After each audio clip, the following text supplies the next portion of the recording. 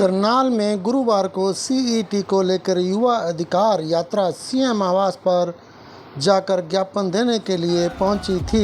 करीब 11 बजे करनाल में कुमारी शैलजा, किरण चौधरी और रणदीप सिंह सुरजेवाला की तिकड़ी पहुंची थी। नेशनल हाईवे पर स्थित होटल विवान से यह यात्रा करीब 10 किलोमीटर का सफर तय करने के बाद अंबेडकर चौक पर पहुंची, जहां पर पुलिस द्वारा बैरिकेड लगाकर उनका रास्ता रोक दिया गया।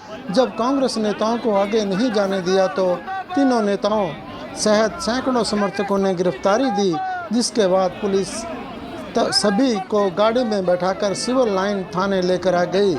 इस दौरान थाने के बाहर भी कांग्रेस नेताओं ने सरकार के खिलाफ जमकर नारेबाजी की। कुछ देर बाद ही सभी नेताओं को रिहा कर दिया गया।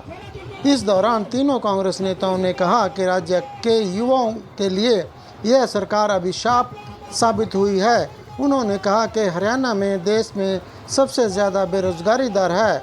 हरियाणा में बेरोजगारी दर सबसे अधिक 37% है, जबकि विभिन्न सरकारी विभागों में 2 लाख पद खाली पड़े हैं। सरकार हमें डराना चाहती है, लेकिन हम दबने वाले नहीं हैं। खट्टर सरकार की जेलें छोटी पड़ जाएंगी, लेकिन हमारे मंसूबे छोटे पड़ने वाले नहीं हैं। जब तक हम खट्टर सरकार का तख्ता पलट नहीं कर देते, हम पीछे हटने वाले नहीं।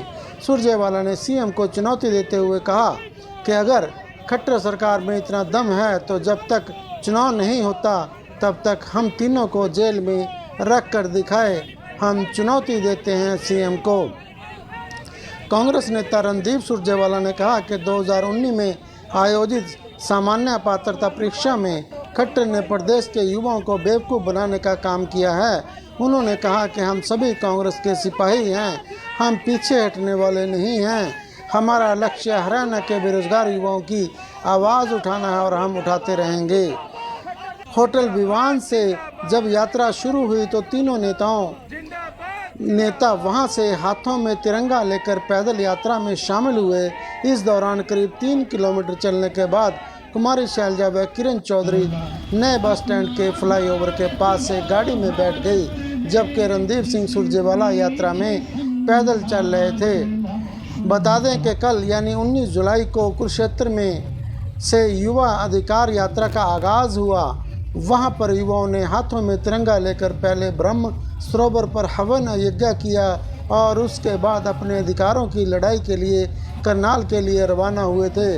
मिली जानकारी के अनुसार इस यात्रा का मुख्य उद्देश्य युवा कॉमन एलिजिबिलिटी टेस्ट पास करने वाले सभी 3,57,000 परीक्षार्थी परीक्षा में मौका देने का है। राजनीतिक विशेषज्ञों की माने तो कर्नाटक में प्रचंड बहुमत के साथ कांग्रेस की सरकार बनने के बाद से ही हरियाणा में सक्रिय हो गए हैं। चंडीगढ़ स्थित प्रदेश कांग्रेस मुख्यालय में शैलजा, सुरजेवाला और किरण ने सामूहिक रूप से प्रेस कॉन्फ्रेंस की थी। उसी दिन तीनों ने यह संकेत दे दिए थे कि वे आगे भी इसी तरह एक प्लेटफार्म पर नजर आएंगे। इसी कड़ी में आज करनाल में युवाओं के मुद्दे पर यह तिकड़ी बड़ा आंदोलन कर रही है। कांग्रेस नेत्री श्वेता ढूल द्वारा बुधवार को कुरुक्षेत्र के ब्रह्म सरोवर से युवा अधिकार यात्रा की शुरुआत की गई थी। यात्रा ने बुधवार की रात नीलोखेड़ी में प्रवास किया। इसके बाद आज सुबह नीलोखेड़ी से करनाल के लिए रवाना हुई। नेशनल हाईवे पर स्थित होटल विवान के पास कुमारी शैलजा, रणदीप सिंह सुरजेवाला और किरण चौधरी भी इस यात्रा में शामिल हुए। इन तीनों नेताओं ने पिछले कई दिनों से इसकी तैयारी की हुई है। कांग्रेस की पूर्व प्रदेश अध्यक्ष कुमारी शैलजा ने 30 जुलाई को सिरसा में बड़ा राजनीतिक कार्यक्रम करने का ऐलान किया हुआ है। सिरसा में होने वाली शैलजा की रैली में रणदीप सिंह सुरजेवाला और किरण चौधरी के अलावा शैलजा समर्थक विधायक भी शामिल होंगे।